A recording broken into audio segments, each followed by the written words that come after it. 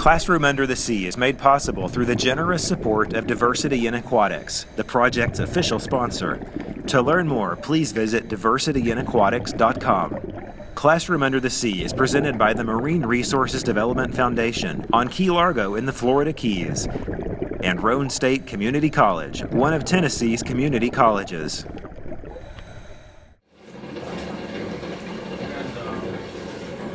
Hi, Chelsea. Hi. Welcome to Classroom Under the Sea. Hi, Andy. Welcome to Classroom Under the Sea. Good to see you. How are you? Hey, how are you? How are you?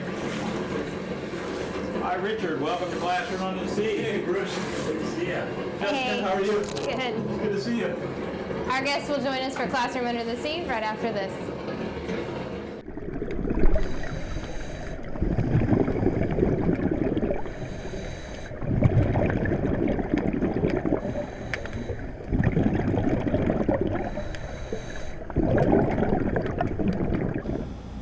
Welcome to Classroom Under the Sea. I'm Bruce Cantrell from Roane State Community College. We're broadcasting live from Jules Undersea Lodge in Key Largo, Florida. Because we are broadcasting live from an underwater habitat, you may hear some background noise. That's just simply the sound of our life support systems. If you would like to become involved in today's program or send questions or comments, you can send us comments on Twitter at #ClassroomUnderTheSea or our Classroom Under the Sea webpage. We'd like to shout out to all of you out there who are using our labs that you can find online at Classroom Under the Sea. Several schools have sent us some pictures, and we really enjoy looking at that and reminding you that if your students or others want to send letters, we'll be happy to answer them as well. We have a great program lined up today with some really distinguished guests. Today we're going to be talking about ocean exploration, and then we're going to throw in how climate change is affecting that. Our guests today are Richard Hyman. Richard is a best-selling author of the book Frogmen, which is his personal account of his journey with Jacques Cousteau on board the Calypso. We're going to talk with Richard about how the early days of exploration were conducted. I also have with us Chelsea Wegner. Chelsea has finished her graduate work in marine science at the University of South Carolina, and currently she is on a Sea Grant Fellow with NOAA. Chelsea's been working extensively in both ocean exploration and climate change. But before we get to that conversation, we had a chance to talk with Craig McLean. Craig is the Deputy Administrator of the Ocean and Atmospheric Research Programs at NOAA. Craig's also a lifelong scuba diver. He was an attorney and practiced in maritime marine resources law, and his job at NOAA even allowed him to descend on board or down to the Titanic on a couple of occasions. So let's go to the conversation with Craig. Well, Craig, we appreciate you being able to join us today on Classroom Under the Sea. You've got a long history of exploration. You've got a long, varied history of exploration. Before we jump into it, why don't you just give us a little bit of background of where you started, what motivated you, how you got to where you're at today?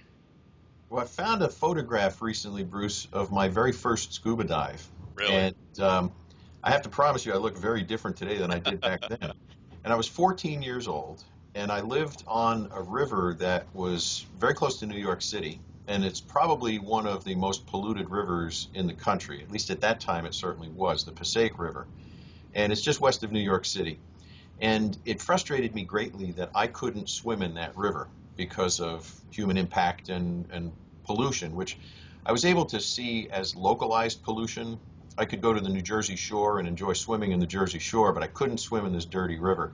And that focused me, I think, on trying to understand water, the marine environment, the creatures that live in the marine environment. And that was always a compelling component of whatever I chose to study in school.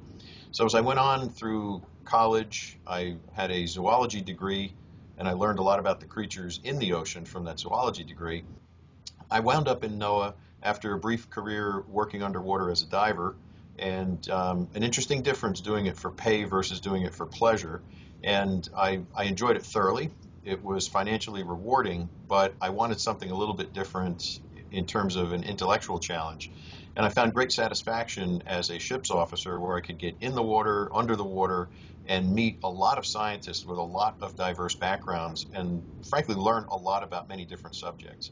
So my journey through exploration and through education in order to get to a point where I could be an explorer was one that was assisted by many, many people who were mentors to me, guidance counselors, if you will. But the important point, I think, is for young students to recognize that there are people out in the community, whether they're in your school system or whether they're in your family or whether they're in your neighborhoods, that you can talk to and learn more about how you can succeed or find a pathway in a career. You touched upon a point which I tell my students is one of the best kept secrets in the country, I think, and that's the NOAA Service Corps end of it. You know, being on board a ship. I did my graduate work there at American University in D.C., and when I was at American University, I was fortunate enough to go on a NOAA cruise back when they were still doing ocean dumping off New York Bight area, and we got to work up there, and that's what introduced me, and I thought, gosh, I missed my calling. I should have did this. Tell us a little bit about the NOAA Service Corps branch. One anecdote, Bruce, we might have been on the same ship. I was on the George B. Calais back in those days and was studying the 106 dump site and the 12-mile dump site off of New York Harbor. And that was quite a bit of sea time, and it might be one of the ships that you were on as well. It was. We picked it up down at Norfolk, Virginia, and followed the coast up to the New York Bight. Okay, that's another bond we've got. Well, in terms of the NOAA Commissioned Corps, as it's labeled, NOAA has a uniformed service. NOAA is largely a civilian agency with scientists who wear normal clothes every day, but the officers wear a military uniform, and the uniform looks nearly exact to the United States Navy, and there's a reason for that. The NOAA Corps, the NOAA Commissioned Corps, grew out of the United States Navy back in 1917 and has been an independent service since 1917. But the Commissioned Corps of NOAA requires an applicant to have a degree in science or engineering before making application to the service. And if accepted, then the cadet is trained, and after the initial point of training, officers are then sent to an initial sea assignment that can last between 2 to 3 years, and thereafter the officers will typically rotate between a land and sea assignment. After a good few tours at sea and many years of experience, an officer can be then given the command of a NOAA ship, and many of your students may have seen these ships on the coasts. They're white, and they have a very large blue NOAA logo on them, and we take scientists all around the United States and in some cases around the world studying fisheries, coastal science, atmospheric science, weather, and deep sea ocean exploration. It's my understanding that if a student comes out of college, they've got a science degree, they're looking at a uniform service, but they're wanting to do some research. Now, the NOAA Commissioned Corps, that has pretty much the same rank structure, pay, benefits as a regular uniform service. Is that correct? It does exactly, Bruce. The NOAA Commissioned Corps is on the same salary and pay scale as the Navy, the Marine Corps, Army. They are treated the same. The NOAA service and the United States Public Health Service are recognized as uniformed services, and the balance of the services, Army, Navy, Coast Guard, Marines, and any armed service is labeled appropriately. Those are armed services. We're not an armed service, we're a uniformed service. In times of war or national emergency, the NOAA Commissioned Corps can be and has been in World War II days transferred over to the Navy for service. Yeah, it's like I say, that's probably one of the best kept secrets out there is the NOAA Commissioned Corps. It's you don't hear a lot about it, but it would be a really nice career opportunity if someone's leaning that way. Let's talk a little bit about exploration. You know, just the name exploration just begs the question: why in the world do we need to explore? The easiest way to answer that question is if we ask any young person or their parents to stand at the edge of the ocean and look out over the ocean. Your first question is what's on the other side of it. Probably your second question is what's underneath it. And if we look to our biology books and if we look to what is recorded in science, it may sound impressive what we already know about the ocean, but it's really just scratching the literal surface.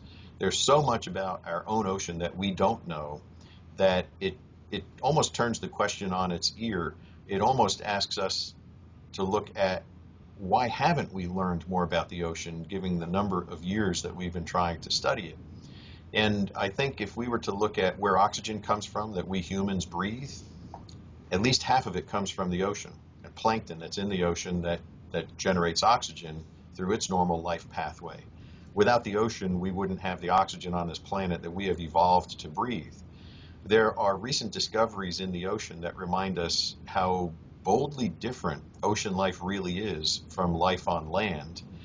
Well, as it turns out, in 1978, there was a discovery in the Galapagos Islands, deep sea areas off the Galapagos, that rendered an image of what was described as a tube worm. It looked like a tube and it looked like a worm. So the casual title was bestowed upon this creature as a tube worm. But it's really a complex organism, but it's not rooted in life as we know it, being photosynthetic. This life does not gain energy from the sun, as most life we're familiar with would do. This life gains energy from chemical reactions, and it's chemosynthetic. And this was a total reversal of what we understood about life on Earth and made us focus more on the deep sea. And we're so dependent upon what comes out of the ocean, either for food or the oxygen that it gives to us so that we can live. And the ocean is really the most remarkable element in the evolution of planet Earth.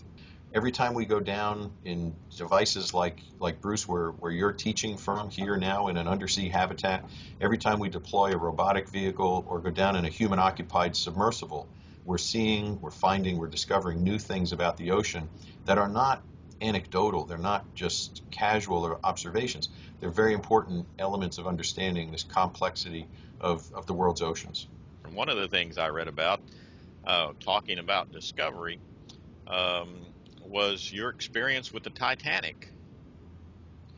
The Titanic was a very exciting portion of my career. It actually began with a question that came up outside of my work environment, and it was a question as to whether or not other ships were close to the Titanic as the Titanic sunk. The ship traffic on the North Atlantic at any point in time was more analogous to a highway than a side road. There were a lot of ships in transit at the time.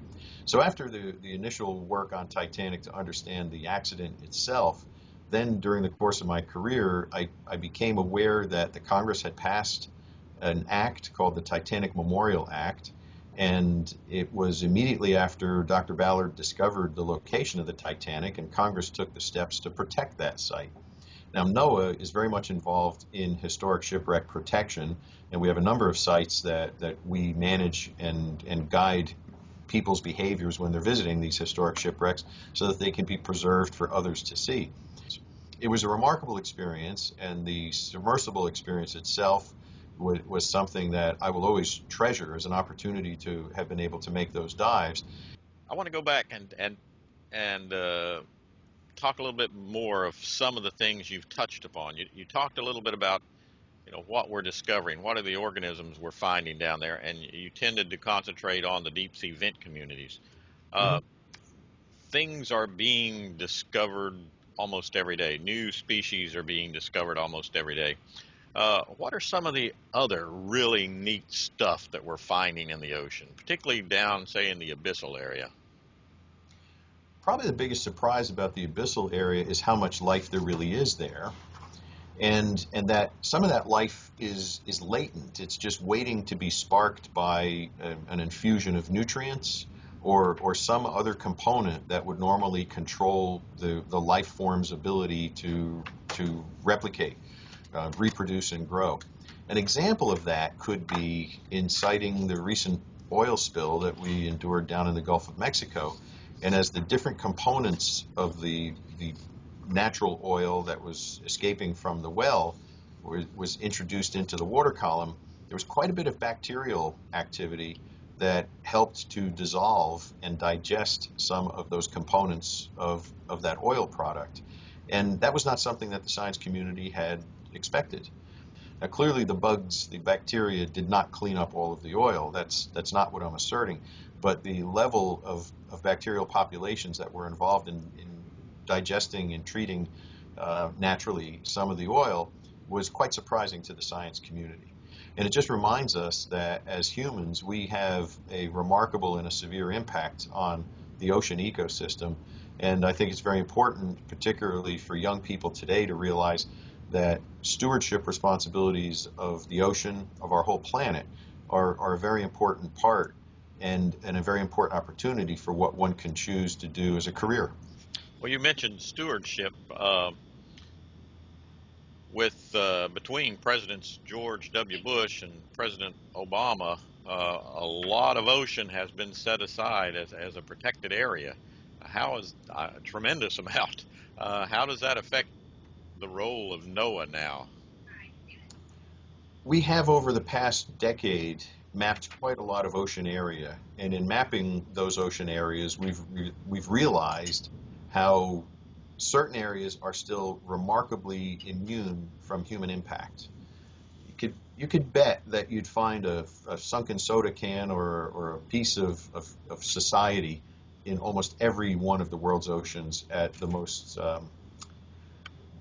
surprising locations. In deep sea environments, I've seen sneakers and coffee cups and beer cans. At the same time, there are certain areas in the world's oceans that are remarkably pristine and have not yet been impacted heavily by human influence. And many of those areas, once they were mapped, they became very appealing to the current and past president in order to have them memorialized and created as a marine reserve and a protected area.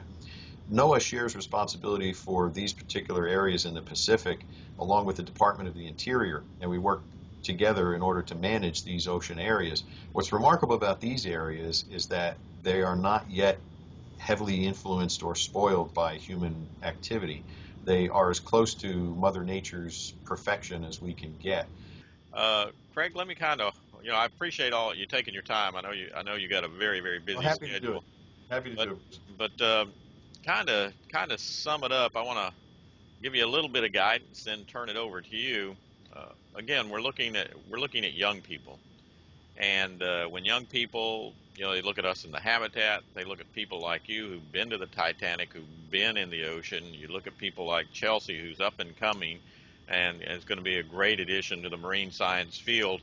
You probably got some kids out there saying, "Wow, I want to do that."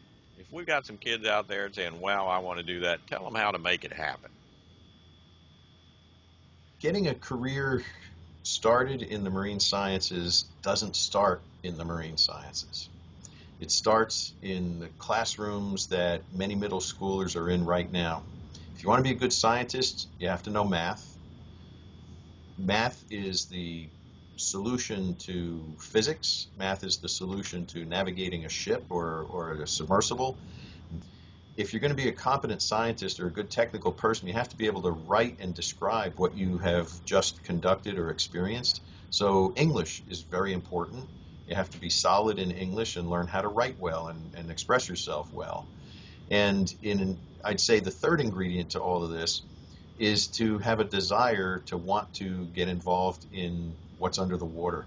And for anyone who has an interest in going to the beach, you probably have an interest in what's under the water. I think for young people today and the proficiency that young people have with computers and electrical devices, I think that is a huge additional step up than what I was raised with, where in my generation of ocean science, we discovered pretty quickly how much we needed electronics and computers in order to perform our work much more effectively than we could by hand. But you're going to spend a lot of time in your life working. Pick something that motivates you.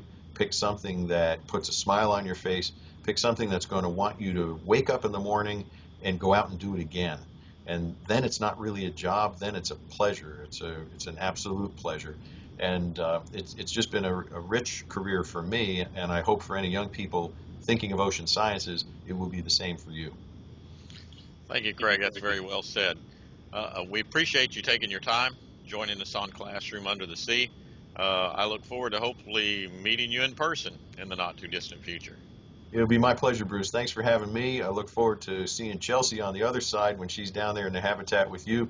And thank you so much for what you're doing. You're inspiring a lot of young people with your energy and your expertise down there in the habitat.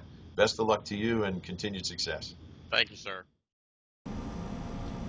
We want to go ahead and start the program today talking about ocean exploration, and what I'd like to do is kind of take a look at the way it was when we were first starting out and then kind of contrast that with where we are today.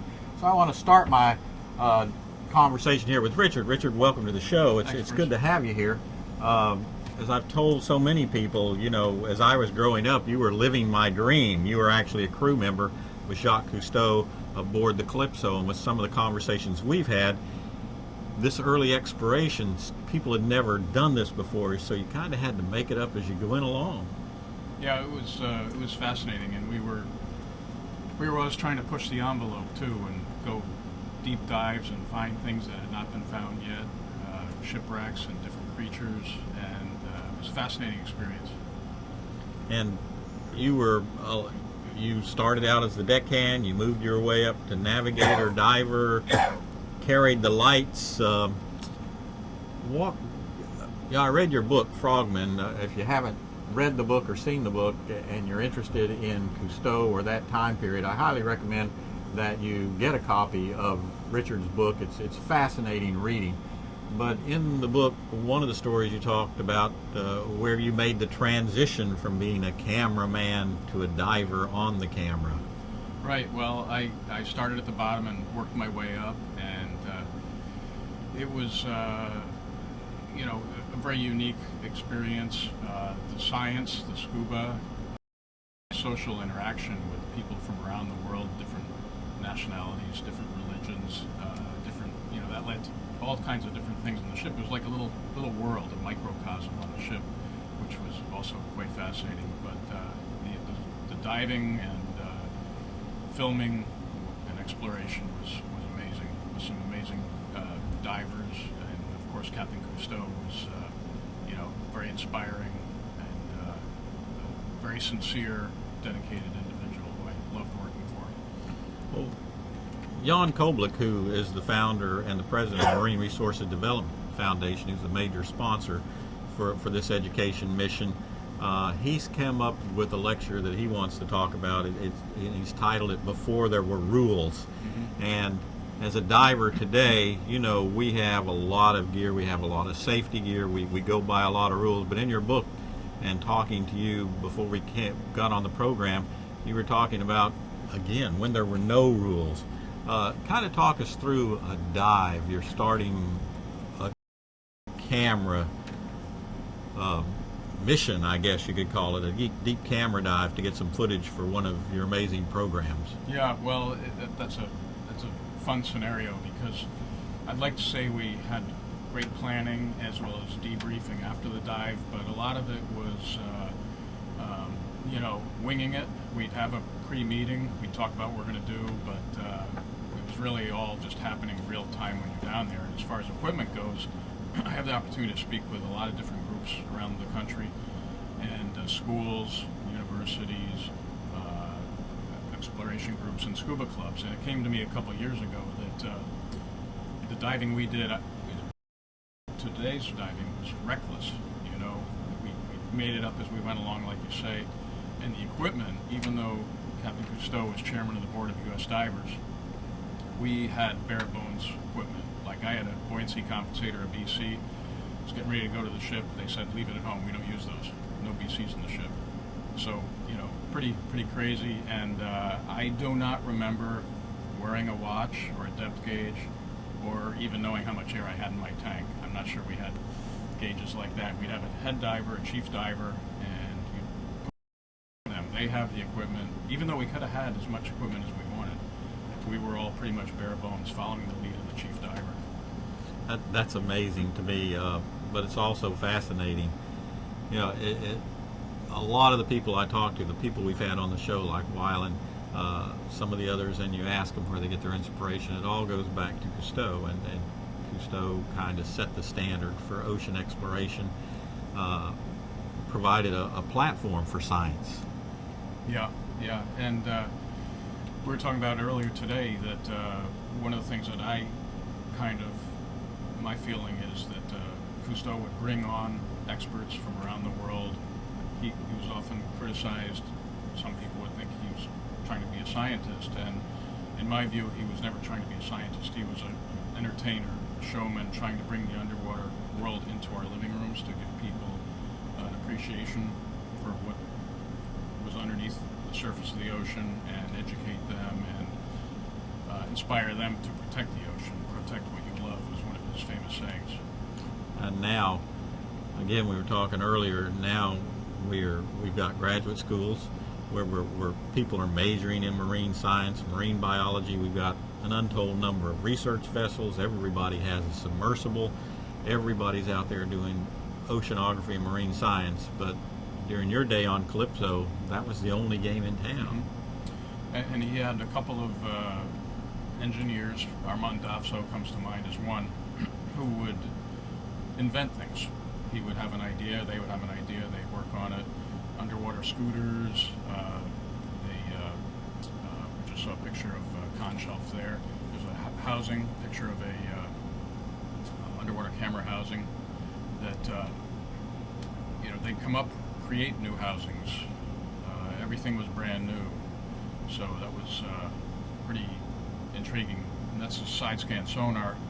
We found the USS Monitor off of North Carolina by hanging this, we called it the fish. We'd hang this over the side.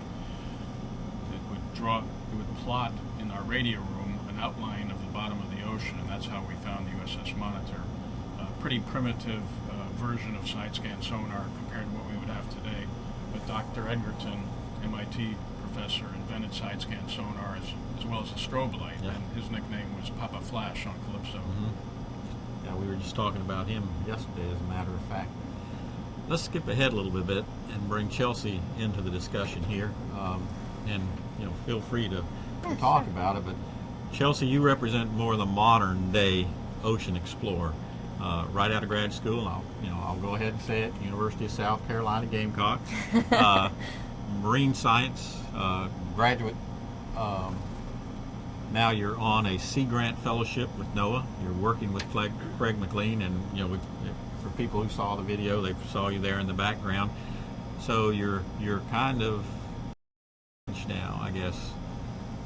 Yeah, it's been a really, really cool opportunity to, for one, to go through this educational process, but then now to be in this fellowship where I'm being mentored with, these very experienced, seasoned explorers. And, I think Craig had said in his video that he had started the ocean exploration program at NOAA, which is now part of where I work. And that's where we have, our program. We've got the NOAA ship Oceanic Explorer, which kind of embodies all of this new modern technology we have for exploration. We've not the side scan sonar. We have the multi-beam sonars, which gives you a much wider swath of being able to map the seafloor. And we've got our ROVs, and so we're able to go beyond the limits that once we were only using scuba divers to go and do, and now we have these unmanned systems that can go much deeper. And it's really amazing what we can do now with all of this. Kind of compare what you're doing now to what Richard and the crew of Calypso did on one of their typical missions. Well, unfortunately, I haven't actually gotten to go out on the Oceanic Explorer, and I would really hope to one day, and I wish that I'd been able to go out on the Calypso. But yeah, it's similar kind of thing. And now, at that time, it was the Calypso that was the ship for exploration, and right now we have the Oceanos, which is kind of taking on that role, and it's a dedicated ship for exploration. So. And now, even today, when Jessica and I bring classes of students down here just to work on the shallow reefs here in the Florida Keys, Richard, everybody's got their BCD, everybody's got their gauges. Most people have a computer. You don't come back to the boat with less than 500 pounds, or you get your dive briefing before you go. You get your debriefing when you get back. A little bit different, huh? Yeah, one of the things you were talking about the deep dive earlier. One of the things that struck me too was. Particularly the night dives. We'd have a deep night dive, and for some odd reason, we would not turn the lights on until we got to the bottom. So the team is diving, and I'm trying to keep up with them. These guys have been diving for 15, 20 years, and I had not. And it's pretty much dark except for some bioluminescence, hopefully. And then at the bottom, I catch up with them, turn on the lights, and it's just funny. We did things differently, but it was unbelievably talented divers. So, and one of my favorite, Bernard Delamotte, was one of the two chief divers that I was with, and he taught me a lot. He was my mentor in a great manner. And talking about the diving, exploration, and everything now, it was kind of interesting. Let's talk a little bit about your background, Chelsea, how you got into the program. What drove you to go into the marine science, and how did you get to where you're at? Well, as an undergraduate in environmental sciences, I was taking all kinds of different science classes that were required, and the opportunity presented itself to get involved in some field work, and I took that opportunity and got to go out and do some work on the coast of Virginia, and at that point I kind of just got hooked on working in marine systems, and so went on to graduate school for marine science. And now, nobody would expect, at least me, right off the top of my head, when I'm looking, where can I go for a good marine science grad program? I don't know if the top of the list would be the University of South Carolina. Is that one of the best kept secrets in the business, or what? I don't know how much of a secret it is, but we've got a really good marine science program. We've got a marine lab out on the coast at the Baruch Institute, and yeah, it's a really great program. And you put in for the Sea Grant?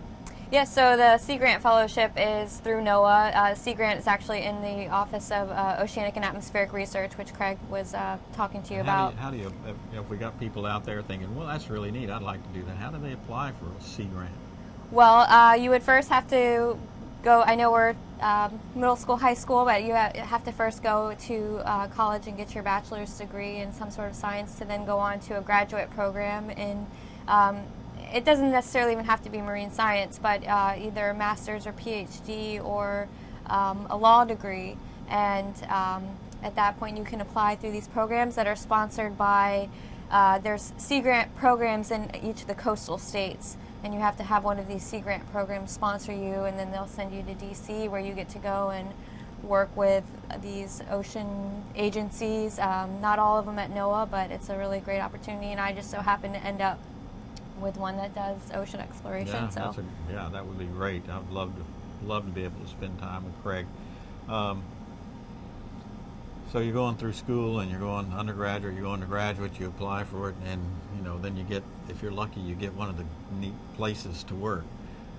Turn to you, Richard. And you're back, working in the early days with the legends, the people who wrote the book on the early days of ocean exploration. Kind of different on how you got started. Yeah, I was just thinking about that when Chelsea was speaking, because I think this is one of the messages we want to share with the young students as well. That I had the opportunity. I was out in Los Angeles having dinner with Captain Cousteau. Had an introduction through my father. And you were how old? I just turned 18. Just out of high school. Just graduated from high school, like a couple weeks prior to that, and they needed a truck driver to drive a truck with camera equipment from Los Angeles up to Saskatchewan, Canada. And the kids that are watching, this is before the internet, before notebook computers, smartphones. I couldn't sit there and look, well, where is Saskatchewan? I had no clue where Saskatchewan was, but I just said yes.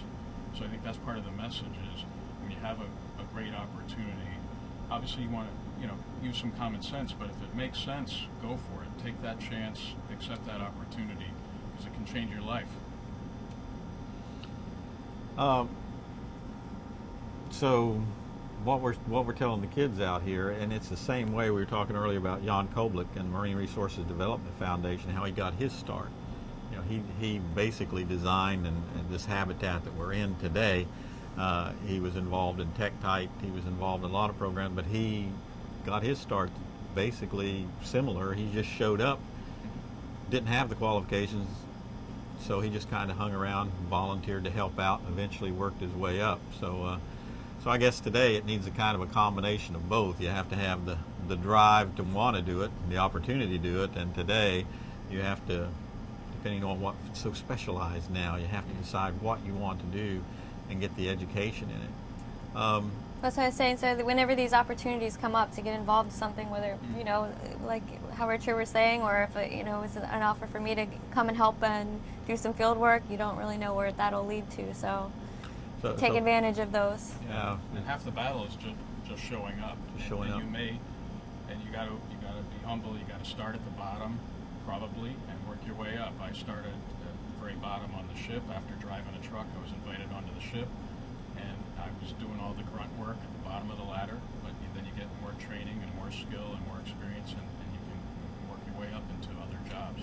And that's the same, I guess, even with degrees. When you get a job, just because you got the degree, doesn't mean you're going to have the great job. You still usually are working under the direction of somebody else. But the key here, and I think we were talking about earlier, and it's the same one that Jess and I did when we got selected to participate in this program, is when the opportunity comes, you got to be willing to say yes. Mm-hmm. If you don't say yes, you're probably not going to be able to do it. And of course, you put in for it. You have to have a little initiative there, and you put in for Sea Grant. The opportunity came. You said yes. They said, "Hey, you want to be a truck driver?" You said yes. Did you ever have any idea what you were getting into at the time? Not a clue, no. And one of my other memories is leaving Norfolk, Virginia on Calypso as we were sailing out to dive on the USS Monitor, and some pretty strong seas, and it's like, what did I get myself into? Sometimes there's a little bit of fear there, but it's just a wonderful adventure. And no matter what your age is, I try to inspire through my talks and my book, just try to inspire people to accept those opportunities and go for it. Yeah, you just can't sit back and wait for the opportunity to show up on your doorstep. Huh? You just got to get out and do it. Right. Absolutely.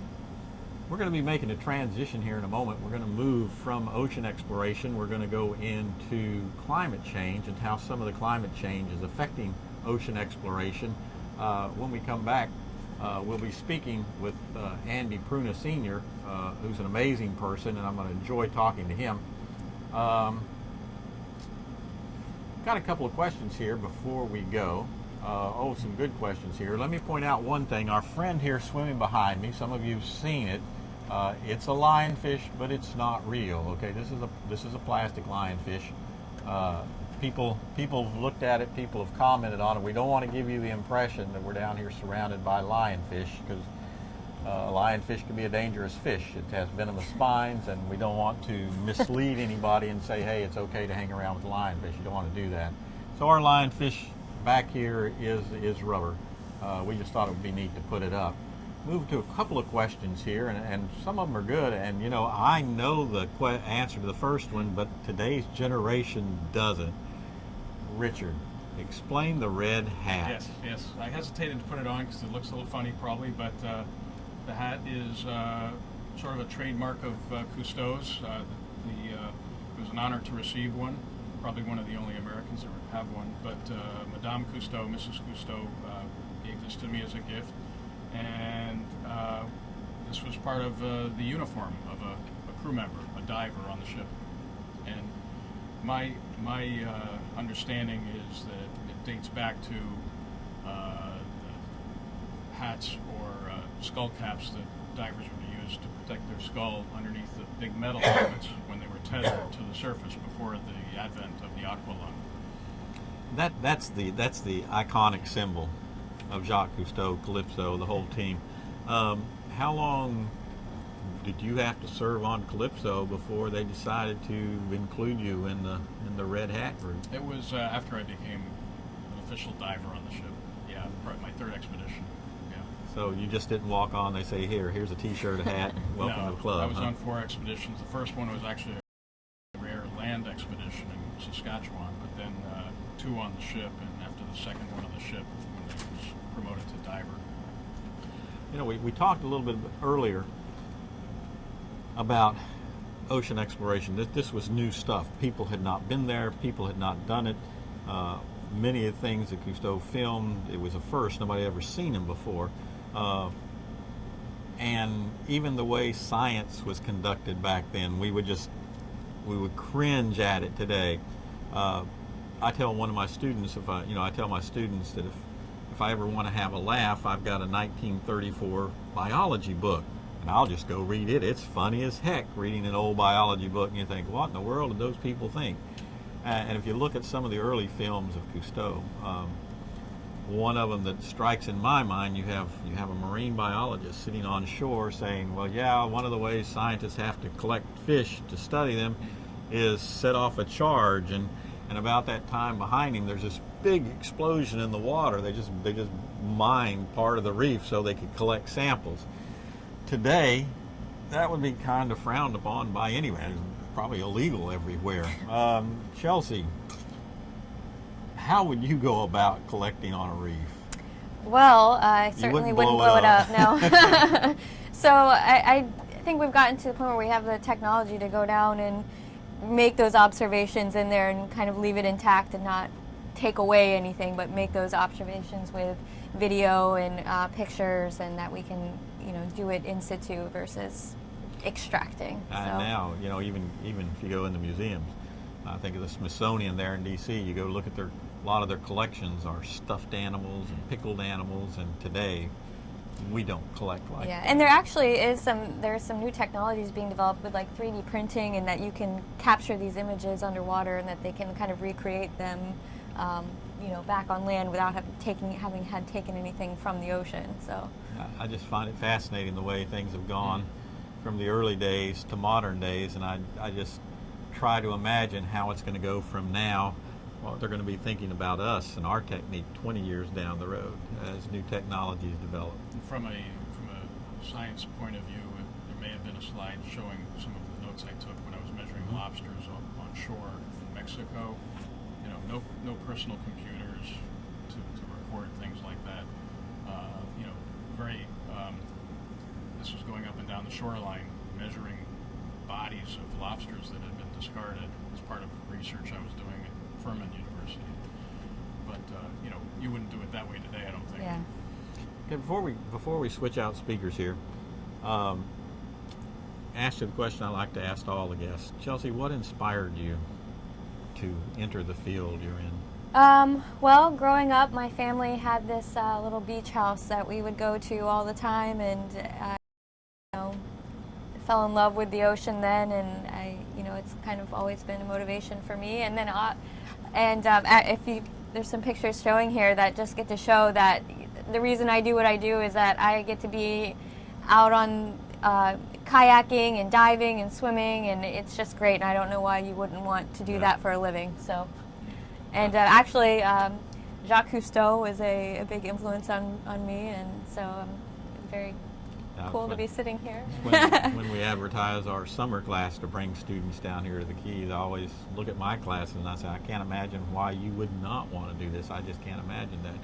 Richard, what inspired you to get on that truck and drive to a foreign country that you had no idea where it was at, except it was up north somewhere? Yeah, I think just I'm intrigued by adventure and challenge, and I am a passionate environmentalist. It's always been with me, and I love the ocean, and I'm trying to do my best in my avocation to help with the... And I noticed, after publishing your book, which is an excellent book, I highly recommend the book, you're using that kind of as a platform now to enable you to break into the audiences and talk about it. Yeah, I mean, it's allowed me to be here with you today, which I'm so grateful for.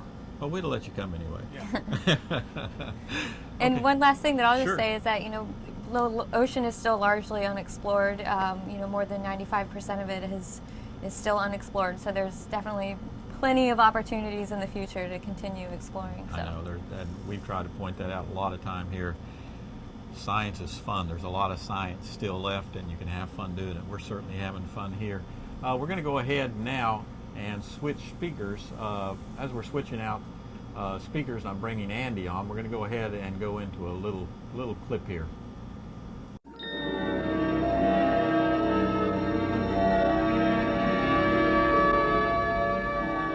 "10 p.m. on the 20th day of April. Longitude 47 degrees east, latitude 10 degrees south. Depth 80 feet below the level of the sea. This is the coral jungle. Around the divers of Calypso, just beyond the circle of their lamps, night creatures move uneasily, stirred by this strange sight of man, the unaccustomed presence of light.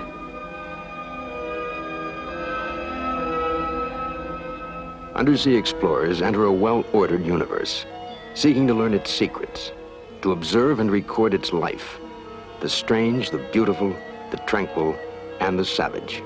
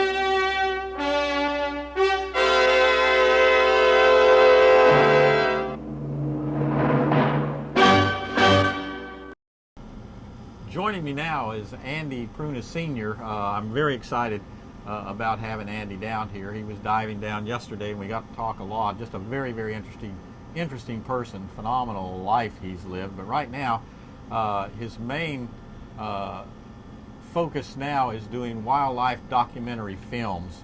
He's also a former National Geographic photographer. He's a wonderful artist. If you go to his website, Andy Pruna Sr., you can see some of his artwork. It's just amazing. He's an explorer, and as I said, now he concentrates on doing wildlife films. And what we want to do with Andy here, you know, Andy has been in the field for a long time, dating all the way back to the time of Cousteau and before. And Andy's had the opportunity to go out in the field to see the way it was. And his activities now takes him back to the places so you can see how it's changed. And it has. How, Andy? Well, in the old days, and I'm talking about probably about 50 years ago, even here in the Keys, it's pretty significant, the changes that you observe. I remember back in the early 60s, used to come down here in the Keys, and the reefs were just magnificent. There was an enormous amount of fish.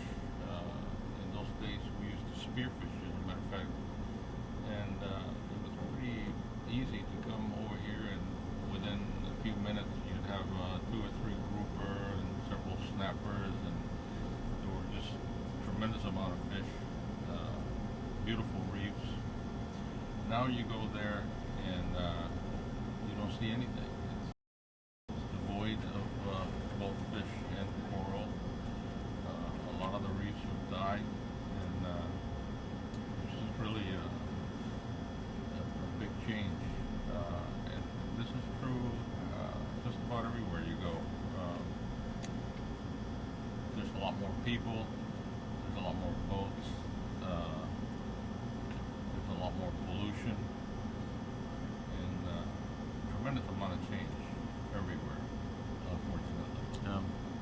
Chelsea, one of your areas of study has been climate change, and I'm sure you've studied a little bit about how climate change is affecting the world's oceans, the reefs, that sort of thing. Yeah, my research was here it was in the Caribbean off St. Croix, and just from the research that I've done, and you know, I've had to go back and read papers that were published in the 60s and 70s, and just looking at you know, photos compared from then and now, and it's, you know, kind of widely accepted at this point that the Caribbean reefs have declined about 70 to 80% from what they were back around the 60s and 70s, and so I mean, the changes are drastic, and you can see them now.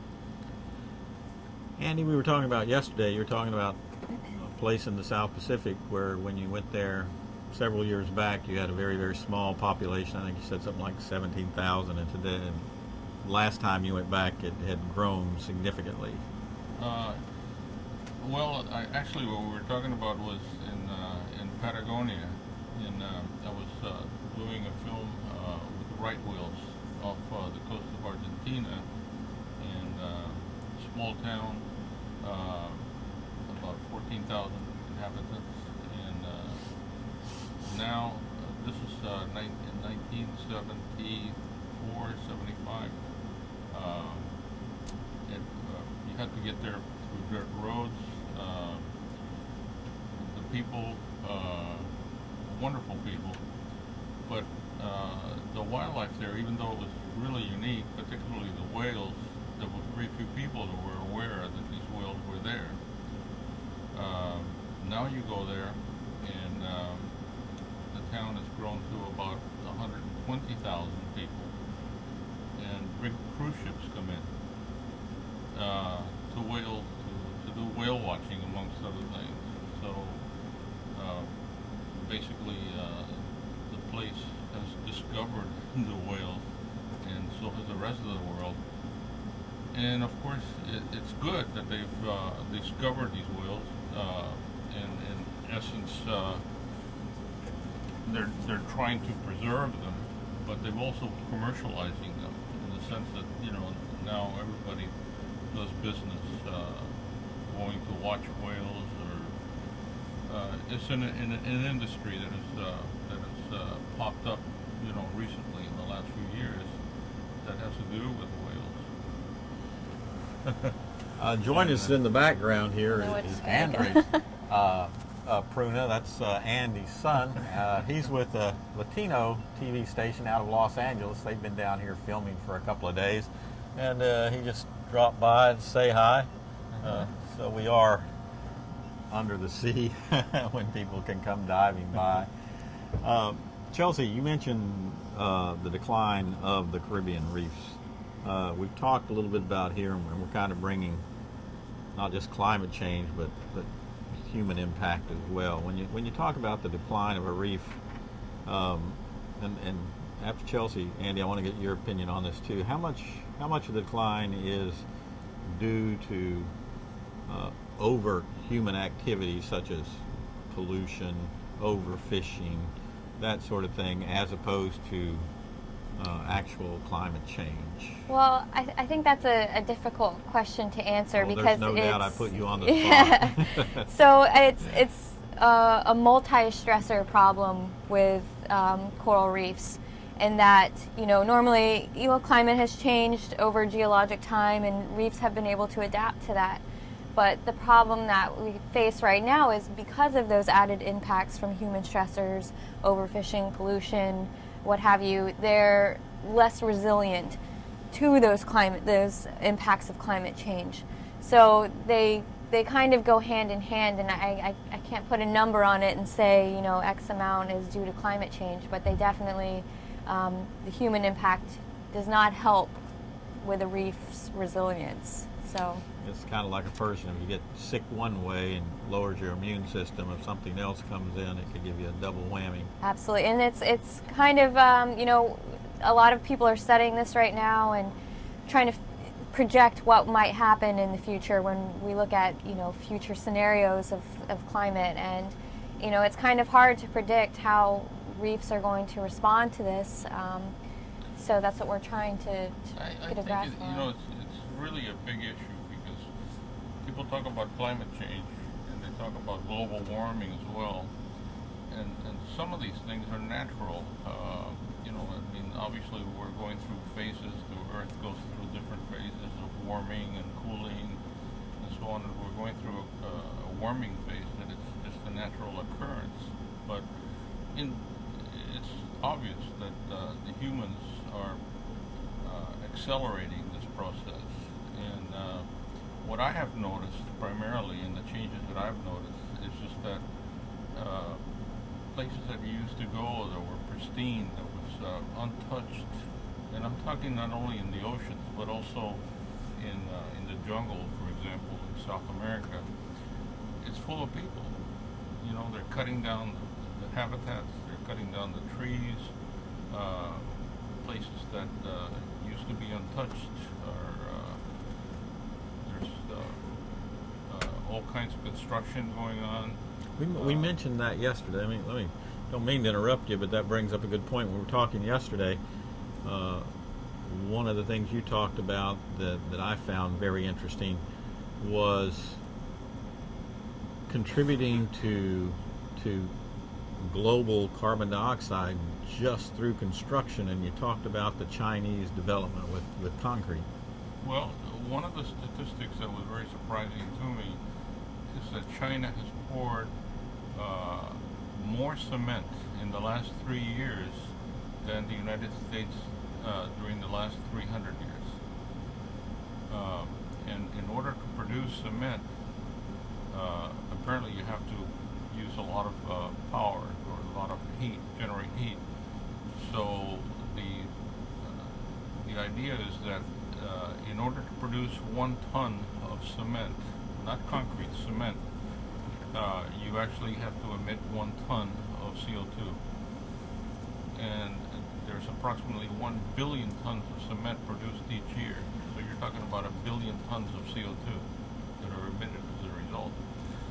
So the fact that China has poured so much concrete is sort of, an indication of the amount of CO2 that just through something like cement, which, people don't think about that. Yeah, they want to beat up on cars, but nobody thinks about pouring right, a foundation. You think of cars, you think of pollution of other types, but not cement. But there's many other kinds of pollution, and including the one that we produce. Mm-hmm. So the more people you have, the more pollution you have. I mean, it's obvious. So, Chelsea, when we talk about climate change, the first thing that comes to people's mind is global warming. And my students sometimes ask me, well, Bruce, don't you believe in global warming? I said, of course I do. It's been warming since the last ice age. But as Andy pointed out, even though you might have a natural cycle going on, you can affect that with your activity. And when you talk about global warming, the 2 big culprits, carbon dioxide, water vapor, kind of explain what makes the carbon dioxide so important when you're talking about oceans and ocean pollution. Well, the role that CO2 plays in that is a greenhouse gas, and so that's what contributes to the warming, is that all the heat that comes in is then trapped and stays in. But one of the bigger problems that, when people are talking about climate change and global warming, not one that's so common that you'll hear is about ocean acidification. So like what's happening to all that excess CO2 in the atmosphere, it's not just staying there, it is coming into the ocean, and which is causing, when you bring CO2 into the water, there's a chemical reaction, it breaks down, and the water becomes more acidic. And this causes major problems for calcifying organisms, including coral reefs and lots of things that are lower on the food chain. And the impacts of that are just going to be great if we don't, That's the famous bleaching that occurs with the higher acidities. You get the bleaching of the coral reefs. So you get a lot of coral reefs that are completely white, actually, bleached out, which of course means that they're dead. So basically, again, it goes back to the 1-2 punch. You've got the early human activity where we mistreated the coral reefs. We're trying to correct that a lot now, and particularly in the developed countries.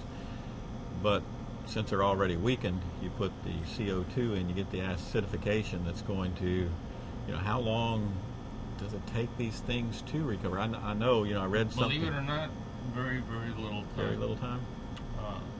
We were talking, I think, yesterday also about sea urchins. Mm-hmm.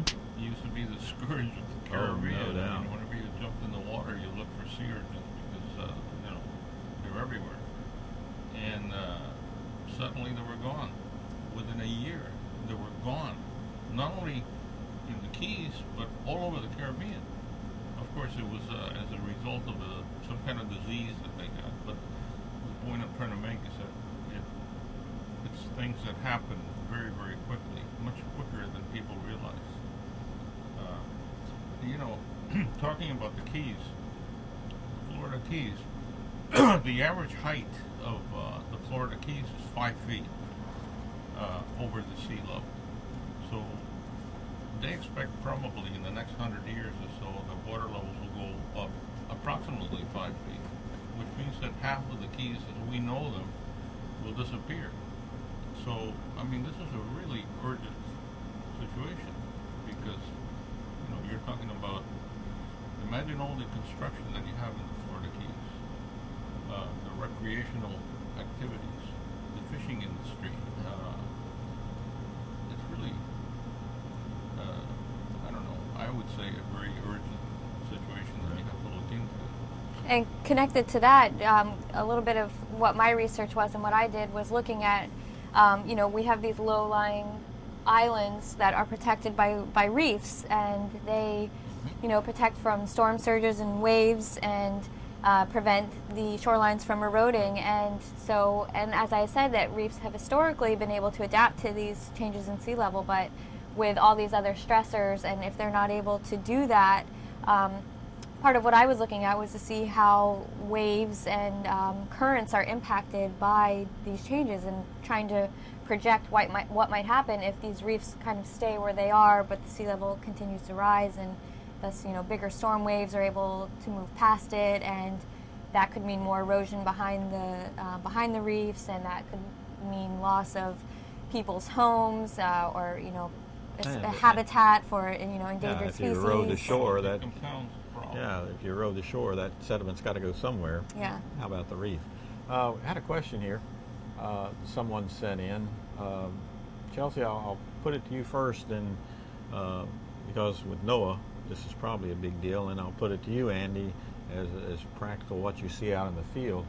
It says that if the reefs are being impacted by human influence to that degree, how much of an impact are we having in coral restoration, reef restoration, by creating artificial reefs, such as sinking old ships or putting in old construction concrete or whatever? So I think that in the short term, that kind of helps offsets gains and losses that you might see, but I don't think that will be a long-term solution, just because of when we were talking about ocean acidification, what we're talking about is losing these reefs that have the hard skeletons, and with ocean acidification, that's what we're looking at as being a problem. So we'll continue to possibly have these soft corals that continue to grow, but you know, that doesn't have the same impact, doesn't provide the same habitat structure that you know, a hard reef would. Right. So, I mean, it definitely, I think, is a good, you know, fix for temporary, but I don't think that will really solve it in the long run. Andy, you've been filming, you've been diving wrecks. What's your take? I think it you know, they create a habitat primarily for fish. I mean, it's an interesting.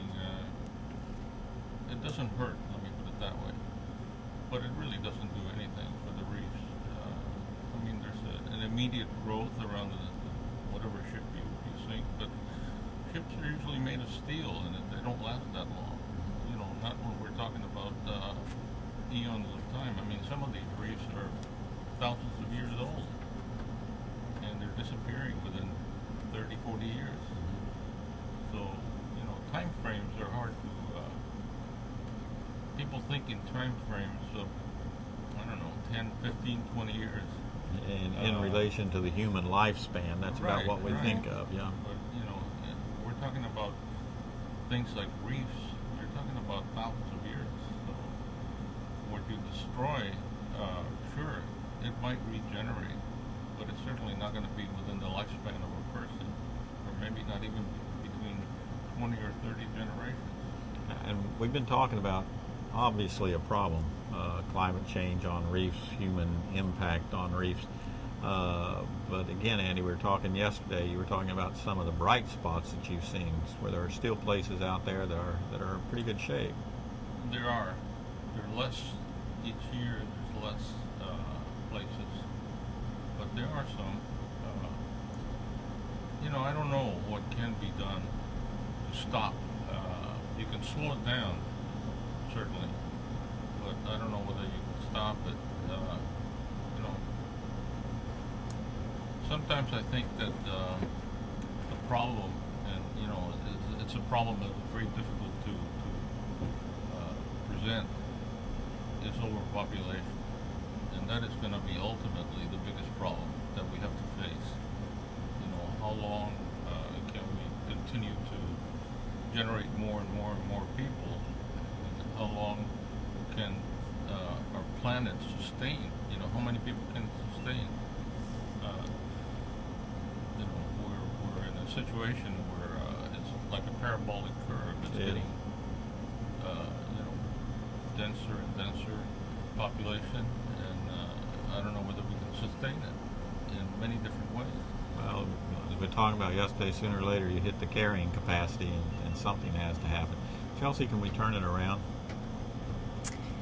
I mean, I don't think it would ever hurt to try and make some changes to fix these problems. But that's kind of where we're at in the state of research right now, is trying to figure out what these changes are going to be, how rapidly they're going to happen, are they irreversible? You know, so that's kind of we're working on figuring that out. So. And Andy, you're a businessman and you do business in China. Obviously, if the Chinese are pouring the concrete, and that's just one example that I'll use, and they're putting that CO2 into the air, it's not limited to China. Once it's airborne, it's a global thing, and it could be affecting the reefs in the Caribbean. How do we start the dialogue? I don't know. That's a very good question, and I don't really have the answer for it. I could put Chelsea on the spot since she's working with the government. Chelsea on the spot, but I won't do that, Chelsea. Okay, obviously, you know, that's a big question. People a lot higher in government has to address than we do. But from your experience, Andy, diving out on the reef, doing filming, traveling places, seeing a lot of things over the years, what do you recommend that the average person might do to help in some little way? I think the first thing you have to do, or the first thing that has to happen, is that people understand that this is happening, that it isn't a myth, that it's probably the most important thing that is happening today. You know, realizing that we live in a planet that's ours, and it's up to us to take care of it, and that it is being damaged, and that we can do a lot to try to stop it, you know, to stop from damaging it. Most people don't even know. I mean, there's a lot of people that are just oblivious to this problem, and unfortunately, I think that's the first thing you have to do, is to make everybody, you know, through programs like yours, through education, to make people realize that we live in a vulnerable planet, and that it's our responsibility to take care of it. And until we do that, we really have a problem. Yeah, that's one of the things Jess and I are trying to do, is to, as you said, with our program, from under the water here in the habitat, we're reaching out to those people who are in the landlocked states to try to show them that what they're doing in Minnesota and Illinois and Ohio and Kentucky and Tennessee and Nevada and all those other places, what they do are having an impact on what's going here. Chelsea, you want to elaborate on that? I would just agree with what he said, that, you know, education is kind of the first step. And, you know, I've talked to many people that they just want to know more and don't know enough about it. And, you know, I don't think that it's a lot of people that don't want to. It's just they haven't had someone to take the time and explain things to them, and just get a good understanding of what's actually happening, and, you know, that they can then make better choices and find ways to help from there. But they have to first know what the issue is. So, Andy, we're starting to run down on time here. Of course, I asked Richard, I asked Chelsea advice they could give. I mean, you're doing a lot of stuff. You're doing your wildlife underwater documentaries. You know, of course, your painting, your photography, that sort of thing. If there's somebody out there that doesn't want to go to grad school to be a marine science, but they want to get involved, they want to do it by using the medium like you use for education, what's kind of your advice to those people? Get involved. Any which way you can, get involved. You know, come to dive in the Keys, see what an incredible ocean is. Go to the jungle, go to the mountains. I don't know. Get involved. I mean, the most important thing is to just read, educate yourself. There's so many venues to be able to find out what's going on. I mean, the more you read about it, the better you are. The more you get involved, the more important it is. But there's a million different ways of doing it. I mean, nowadays, with the ability that everyone has to be able to look through television, through computers, through the web, you can really, I mean, in the old days, you sort of had to dig for these things. It's like when we were talking before about Cousteau's time. Cousteau has such a name and such a fame because he was the only way, just about. Right. Cousteau, Hans Haas, there were a few heroes, and one got to know them through their books or through their films, and you got interested in these things. But today there's a million different venues. So if somebody doesn't get involved, it's because they don't want to. I mean, it's impossible not to. You know, it's kind of interesting because we like to ask all the guests here, and whether you're the second man that stepped on the moon, Buzz Aldrin, or whether you're an internationally acclaimed artist like Weiland, or an underwater documentary maker like you, or a graduate student on a Sea Grant like you, the theme that everybody says is, you got to get out there, you got to get off your rear end. If you want to get involved, you have to make it happen. You can't sit back and let it come to you. Absolutely. That's the way to do it. We're going to wind down. I want to remind everybody, next week our program is going to be on recreational diving and the recreational divers' impact on ocean conservation. And that's a big issue. We're going to have some great guests there. I want to thank my guests for today, Craig McLean with NOAA. I also want to thank you, Andy, Chelsea, and Richard as well. I hope you enjoyed the program. Join us next week on Thursday at 1 p.m. We'll talk recreational diving. Thank you.